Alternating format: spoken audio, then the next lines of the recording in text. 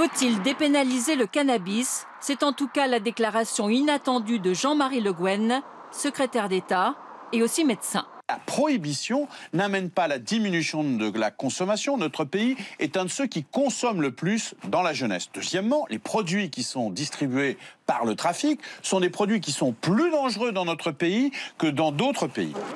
Comme d'autres ministres de gauche avant lui, Cécile Duflot, Vincent Peillon et Christiane Taubira, Jean-Marie Le Guen envisage une consommation de cannabis privée et contrôlée pour les plus de 21 ans. Mais pour le gouvernement, le débat est clos. Il n'y a pas sur ce sujet d'autre position que celle qui a été exprimée jusqu'ici par le Premier ministre et le Président de la République. Il n'y aura donc pas de légalisation.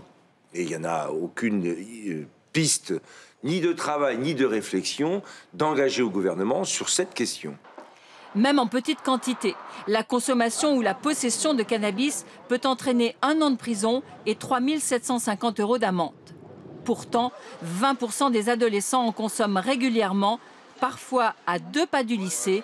Et pour eux, c'est devenu banal.